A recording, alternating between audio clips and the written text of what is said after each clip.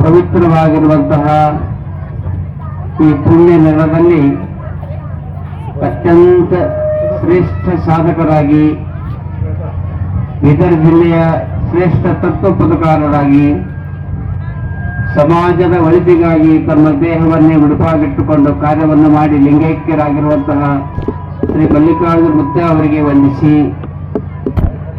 ಇಂದಿನ ಪವಿತ್ರ ಪರ್ವಕಾಲಕ್ಕೆ ಆಗಮಿಸಿ ಪಾವನ ನೇತೃತ್ವವನ್ನು ವಹಿಸಿರ್ತಕ್ಕಂಥ ಶಂಕರಲಿಂಗ ಮಹಾರಾಜರಿಗೆ ವಂದಿಸಿ, ಶ್ರೀಗಳವರಿಗೆ ವಂದಿಸಿ, ವೇದಿಕೆಯ ಮೇಲೆ ಉಪಸ್ಥಿತರಿರುವಂತಹ ಎಲ್ಲ ಪೂಜ್ಯರಿಗೆ ವಂದಿಸಿ, ಮಲ್ಲಿಕಾರ್ಜುನ ಮುತ್ಯ ಅವರ ಮೇಲೆ ಅಪಾರವಾಗಿರುವಂತಹ ಭಕ್ತಿ, ಶ್ರದ್ಧೆ, ವಿಶ್ವಾಸವನ್ನಿಟ್ಟು ಆಗಮಿಸಿರುವಂತಹ ಎಲ್ಲ ಅನುಭಾವಿ ಸತ್ಭಕ್ತಾದಿಗಳೇ, ಹಿರಿಯರೇ, ಮಾತೆಯರೇ, ಮಕ್ಕಳೇ, ನಿಮ್ಮೆಲ್ಲರ ಹೃದಯ ಮಂದಿರದಲ್ಲಿರುವಂತಹ ಪರಮಾತ್ಮನ ಶ್ರೀಚರಣಕ್ಕೆ ಶರಣಾರ್ಥಿಗಳು.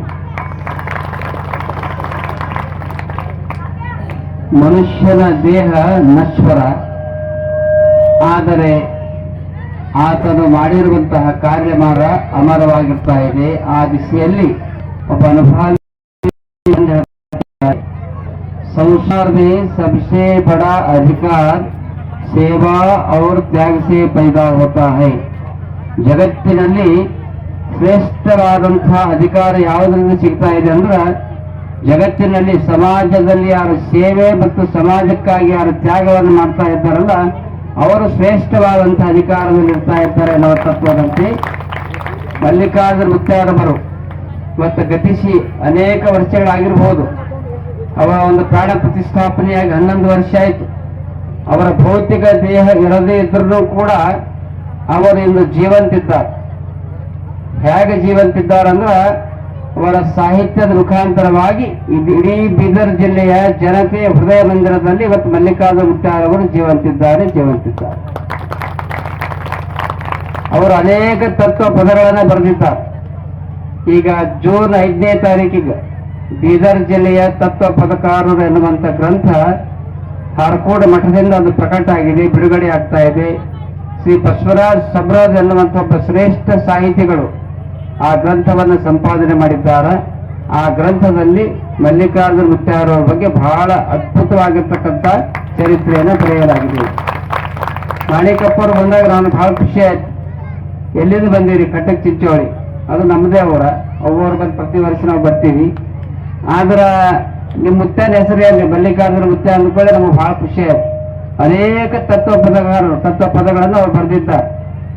ಹೆಂಗ ಬರ್ದಾರಂದ್ರ, ಮಲ್ಲಿಕಾರ್ಜುನ ಮುತ್ಯ ಯಾವುದೇ MA PhD ಮಾಡಿ ಶಾಲೆ ಕಾಲೇಜಿಗೆ ಹೋಗಿರ್ತಕ್ಕಂಥ ಮನುಷ್ಯ ಅಲ್ಲ. ಅವನಿಗೆ ಹೆಂಗ ಜ್ಞಾನ ಬಂತ್ರಿ? ತತ್ವ ಪದವನ್ನು ಬರೀತಕ್ಕಂಥ ಶಕ್ತಿ ಹೆಂಗ ಬಂತಂದ್ರ, ಗುರುವಿನ ಮೇಲೆ ಅಪಾರವಾಗಿರುವಂತ ಶ್ರದ್ಧೆ, ಭಕ್ತಿಯನ್ನಿಟ್ಟು ಅವರು ಪದ್ಯವನ್ನು ಬರ್ತಿರ್ತಾರೆ. ಕಾಳಿದಾಸನ ಚರಿತ್ರೆ ನೀವೆಲ್ಲ ಕೇಳಿರಿ. ಕಾಳಿದಾಸ ಒಬ್ಬ ಕುರುಬ ಸಮಾಜದಲ್ಲಿ ಹುಟ್ಟಿರ್ತಕ್ಕಂತಹ ವ್ಯಕ್ತಿ. ಅವ ಶ್ರೇಷ್ಠ ಕವಿ ಆದ. ಯಾರ ಆಶೀರ್ವಾದದಿಂದ ಅಂದ್ರ, ಕಾಳಿಕಾ ದೇವಿಯ ಆಶೀರ್ವಾದದಿಂದ ನಮ್ಮ ಕವಿರತ್ನ ಕಾಳಿದಾಸನಾಗಿ ಬರೆದರು. ಆ ದಿಶೆಯಲ್ಲಿ ಮಲ್ಲಿಕಾರ್ಜುನ ಮುತ್ಯ ಅವರು ಈ ಭಾಗದಲ್ಲಿ ಶ್ರೇಷ್ಠ ತತ್ವ ಪದಕಾರರಾಗಿ, ಚಿಂತಕರಾಗಿ, ಇನ್ನೂ ಈ ಭಾಗದ ಜನತೆ ಹೇಳ್ತಾ ಇದ್ದ, ಅವರು ಕೇವಲ ತತ್ವ ಪದಕಾರರಲ್ಲ, ಅವ್ರು ಏನ್ ಹೇಳ್ತಾ ಇದ್ದಾರೆ, ಬಾಯಿಂದ ಏನ್ ನಡೀತಾ ಇದ್ರು ಅದು ಸತ್ಯ ಆಗ್ತಿತ್ತು. ವಾಕ್ಸಿದ್ಧಿ ಅಂತಾರೆ. ಅದು ವಾಕ್ಸಿದ್ಧಿ ಎಲ್ಲರಿಗೂ ಕೂಡ ಬರುವುದಿಲ್ಲ. ಯಾರು ತನು ಮನ ಧನದಿಂದ ಗುರು ಸೇವೆಯನ್ನ ಮಾಡಿ ಯಾರು ಪಕ್ಕಾ ಶರಣಾಗಿರ್ತಾ ಇದ್ದಾರಲ್ಲ, ಅವರು ಹೇಳಿದ ಮಾತು ಖರೆ ಆಗ್ತಾ ಇದ್ದಾವೆ. ಆ ದಿಶೆಯಲ್ಲಿ ಮಲ್ಲಿಕಾರ್ಜುನ ಮುತ್ಯಾರವರು ಈ ಭಾಗದಲ್ಲಿ ಶ್ರೇಷ್ಠ ಚಿಂತಕರಾಗಿ, ತತ್ವಪದಕಾರರಾಗಿ, ಕವಿಗಳಾಗಿ ಈ ಭಾಗದಲ್ಲಿ ಹೆಸರನ್ನು ಪಡೆದಿದ್ದಾರೆ. ಅವರ ಒಂದು ಜಾತ್ರಾ ಮಹೋತ್ಸವದ ರೂಪದಲ್ಲಿ ತಾವೆಲ್ಲರೂ ಕೂಡ ಅವರ ಇವತ್ತು ಮರಿ ಮೊಮ್ಮಗನಾಗಿ ನಮ್ಮ ಮಾಣಿಕಪ್ಪ ಚಾಮರೆಡ್ಡಿ ಅವರು ಅವರ ನೇತೃತ್ವದಲ್ಲಿ ಈ ಕಾರ್ಯಕ್ರಮ ಆಗ್ತಾ ಇದೆ. ನನಗೆ ಬಹಳ ಖುಷಿ ಆಗ್ತಾ ಇದೆ. ನೀವೆಲ್ಲ ಸಹಕಾರ ಮಾಡಿರೋದು ಬಹಳ ಶ್ರೇಷ್ಠವಾಗಿರ್ತಕ್ಕಂಥ ಕಾರ್ಯ.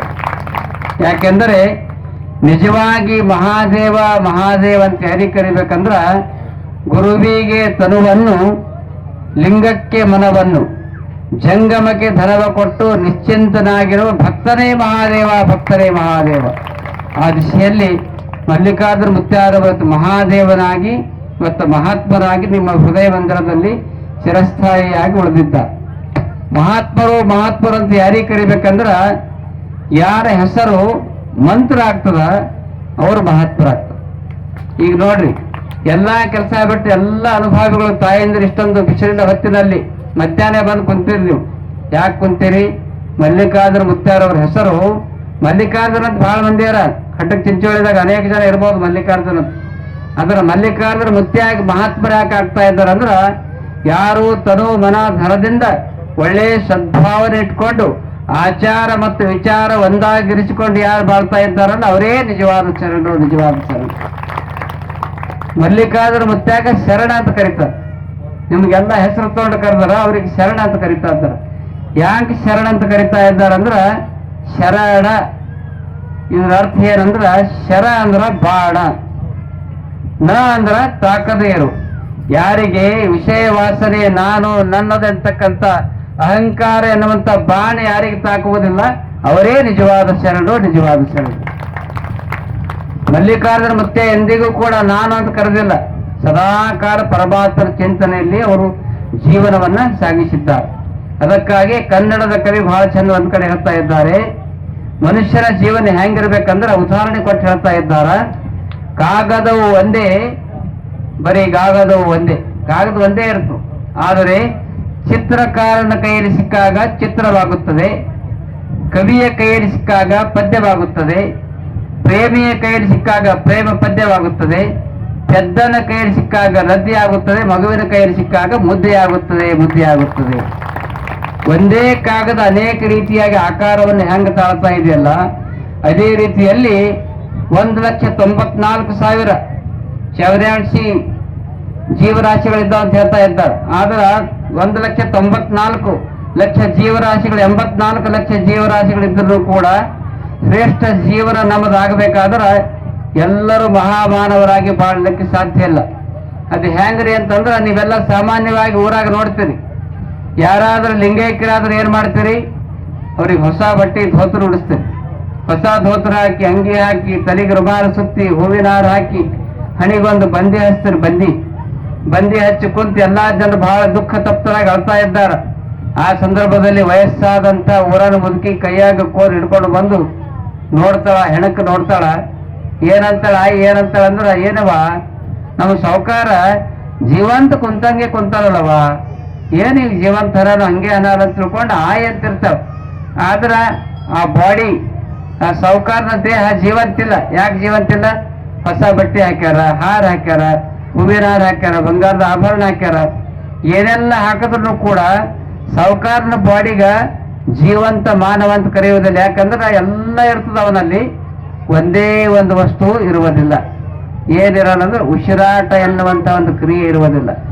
ಉಸಿರಾಟ ಎನ್ನುವಂತ ಒಂದು ಕ್ರಿಯೆ ಇಲ್ಲದ ಸಲುವಾಗಿ ಅದಕ್ಕೆ ಅವರಿಗೆ ಹೆಣ ಅಂತ ಹೆಂಗ್ ಕರಿತಾ ಇದ್ದಾರಲ್ಲ, ಆ ದಿಶೆಯಲ್ಲಿ ಮಾನವನಾಗಿ ಹುಟ್ಟಿ ಬಂದ ಮೇಲೆ ನಮ್ಮಲ್ಲಿ ಐಶ್ವರ್ಯ, ಅಂತಸ್ತು, ಬೆಳ್ಳಿ, ಬಂಗಾರ ಏನೆಲ್ಲ ಇದ್ರೂ ಕೂಡ ಮಾನವೀಯತೆ ಎನ್ನುವಂತ ಒಂದೇ ಒಂದು ಗುಣ ನಮ್ಮಲ್ಲಿ ಇರೋದು ಇದ್ರೆ ನೀವು ಕೂಡ ಹೆಂಗಾಗ್ತಾರೆ ಅಂದ್ರೆ ಜೀವಂತ ಹೆಣ ಆಗ್ಬೇಕಾಗ್ತದೆ, ಜೀವಂತ ಹೆಣ. ಅದಕ್ಕಾಗಿ ನೀವೆಲ್ಲರೂ ಕೂಡ ಇವತ್ತ ಜೀವಂತ ಹೆಣಗಳಲ್ಲ, ಕಟಕ್ ಚಿಂಚೋಳಿಯಲ್ಲಿರ್ತಕ್ಕಂಥ ಎಲ್ಲಾ ಸದ್ಭಕ್ತಾದಿಗಳು ನೀವು ನಿಜವಾಗಿ ಮಹಾದೇವನ, ಪರಮಾತ್ಮನ, ಗುರುವಿನ ಮಕ್ಕಳಾಗಿ ನೀವು ಬಾಳ್ತಾ ಇದ್ದೀರಿ ಅನ್ನುವಂಥ ಮಾತನ್ನು ಹೇಳ್ತಾ ಇದ್ದೀರಿ.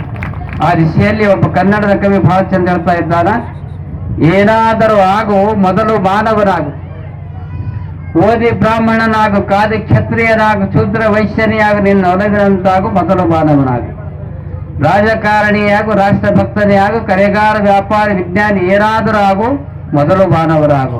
ಮೊದಲು ಮನುಷ್ಯ ಆಗಲಿಕ್ಕೆ ಕಲಿಬೇಕು. ಮಾನವ 3 ಅಕ್ಷರವ. ಇದರ ಅರ್ಥ ಏನಂದ್ರ, ಮಾ ಅಂದ್ರೆ ಮಾನವೀಯತೆ ಇರಬೇಕು, ನ ಅಂದ್ರೆ ನಮ್ರತೆ ಇರಬೇಕು, ವ ಅಂದ್ರ ವಂದ್ಯನಾಗಿರಬೇಕಂದ್ರೆ ನಮಸ್ಕರಿಸಲು ತಕ್ಕವನಾಗಿರಬೇಕು.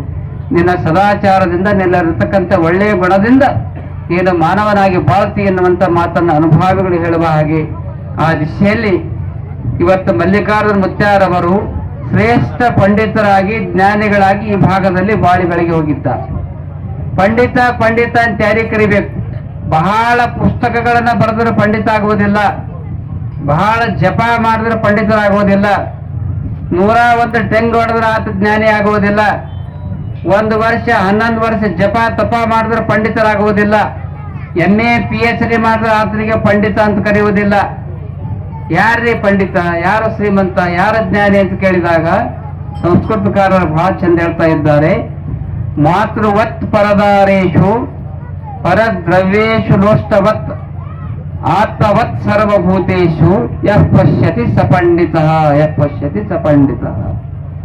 ಇದರ ಅರ್ಥ ಏನಂದ್ರ, ನಿಜವಾಗಿ ಜ್ಞಾನಿ ಪಂಡಿತ ಮಹಾಶರಣಂತೆ ಯಾರಿಗೆ ಕರಿಬೇಕಂದ್ರ, ಪರಸ್ತ್ರೀಯರನ್ನ ತಾಯಿಯಂತೆ, ಪರದ್ರವ್ಯವನ್ನ ಮಣ್ಣಿನಂತೆ, ಜಗತ್ತಿನ ಎಲ್ಲಾ ಪ್ರಾಣಿಗಳನ್ನು ತನ್ನಂತೆ ಯಾರು ಕಾಣ್ತಾ ಇದ್ದಾರಲ್ಲ ಅವರೇ ನಿಜವಾದ ಪಂಡಿತರು, ಅವರೇ ಮಲ್ಲಿಕಾರ್ಜುನ ಮುತ್ಯ ಅಂತ ನೀವೆಲ್ಲ ಅರ್ಥ ಮಾಡ್ಕೋಬೇಕು.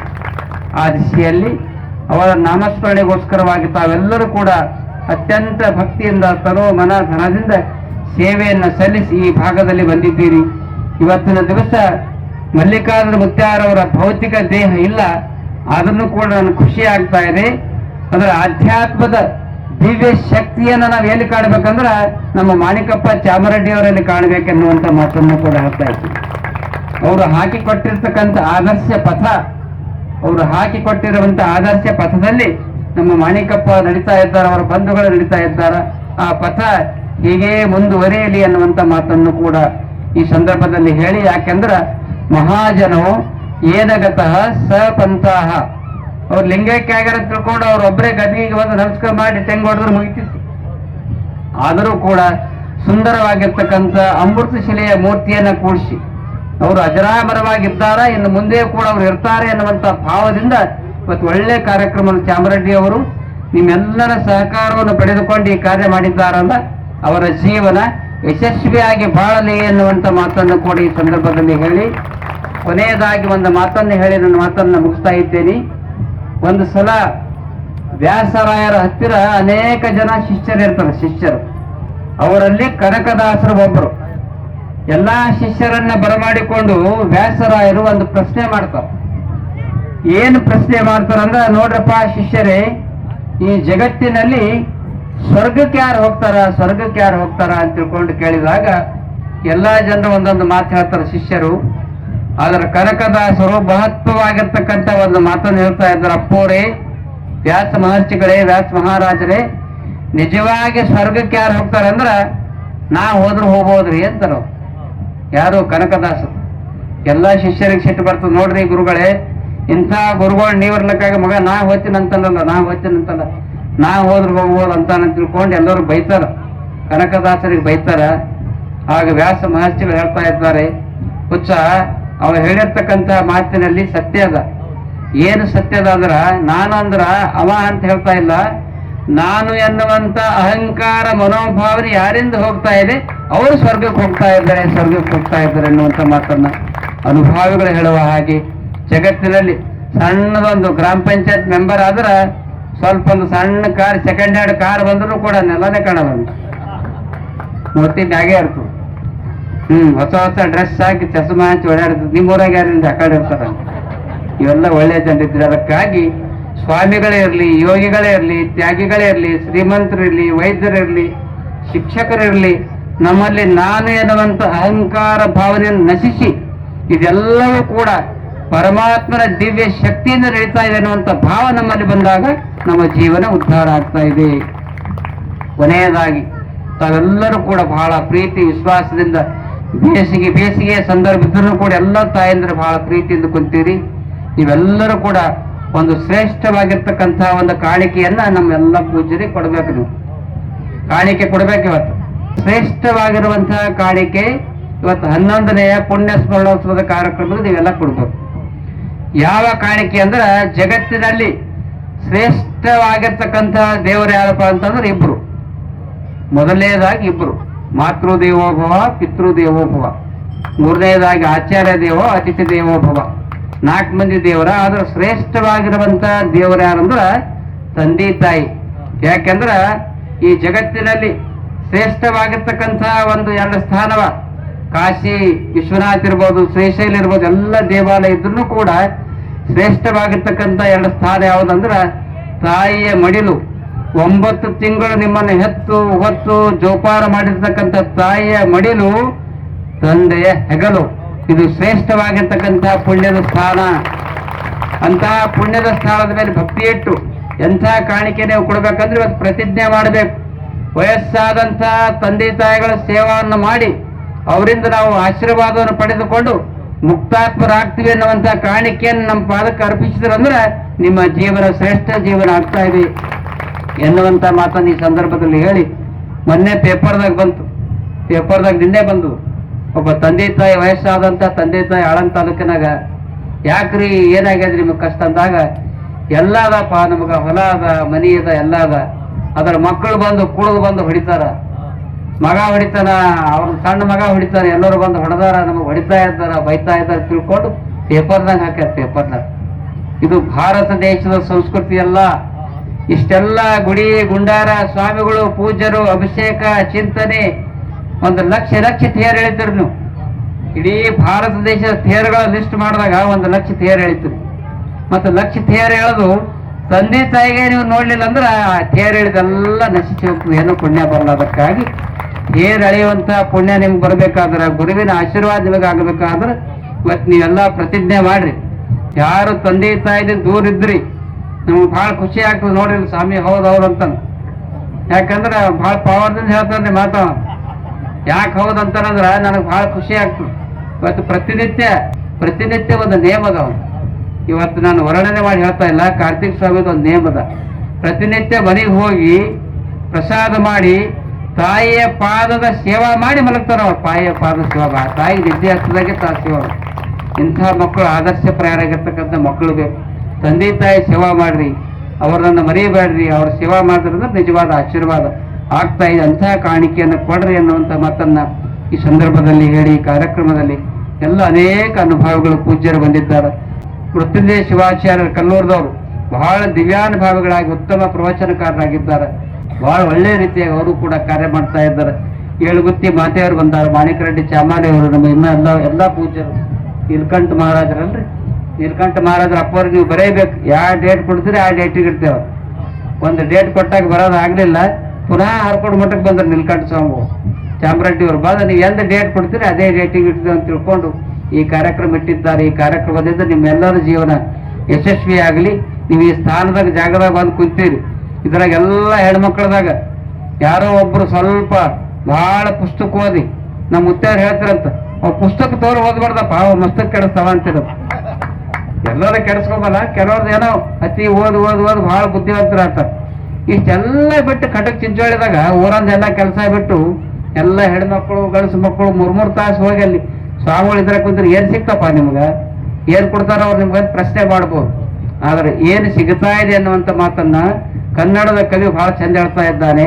ನೀವೆಲ್ಲ ಬಂದು ಇಲ್ಲೆಲ್ಲ ಕುಂತೀರಿ, ಇದರ ಫಲ ಏನು ಸಿಗ್ತಾ ಇದೆ ಅಂದ್ರೆ, ಸಂತರ ಸಂಘದಲ್ಲಿ ಕಳೆದಂತಹ ಒಂದು ಕ್ಷಣ, ಸಂತರ ಸಂಘದಲ್ಲಿ ಕಳೆದಂತಹ ಒಂದು ಕ್ಷಣ ಪ್ರಾರ್ಥನೆ ಮತ್ತು ಪೂಜೆಯಲ್ಲೇ ಕಳೆದಂತ 100 ವರ್ಷಗಳಿಗಿಂತ ಶ್ರೇಷ್ಠ.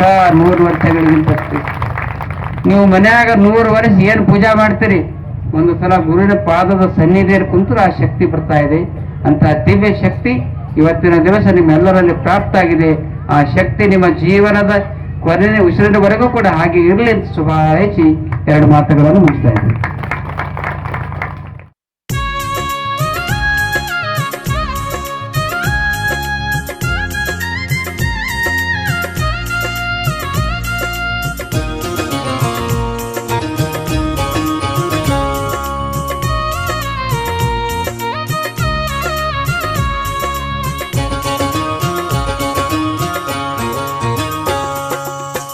ಕೂಡ ದಿವ್ಯ ಮೂರುತಿ ಶಾಖಾ ಮಠ ಚಿಂಚೋಳಿ ಜ್ಯೋತಿ.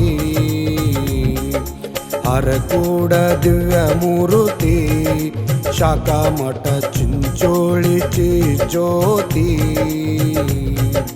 ಜನವೀರ ಶಿವಯೋಗಿ ಶ್ರೀ ಶಿವಾಚಾರ್ಯ ರತ್ನ ಜಗವೆಲ್ಲ ಬೆಳಗಿದ ಜಗದ್ಭರಿತ ಜಂಗಮ.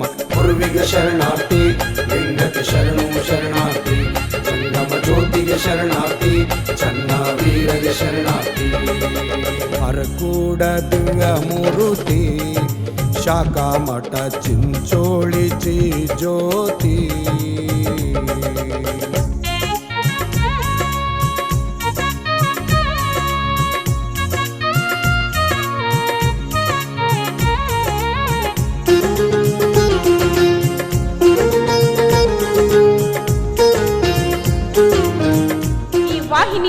ನಿರಂತರವಾಗಿ ವೀಕ್ಷಿಸಲು ಯೂಟ್ಯೂಬ್ನಲ್ಲಿ ಶ್ರೀ ಹಾರಕೂಡ SRIHARKOOD ಎಂದು ಟೈಪ್ ಮಾಡಿ. ನಮ್ಮ ಈ ಚಾನೆಲ್ಗೆ ಸಬ್ಸ್ಕ್ರೈಬ್ ಮಾಡಿ, ಬೆಲ್ಲನ್ನು ಒತ್ತಿರಿ.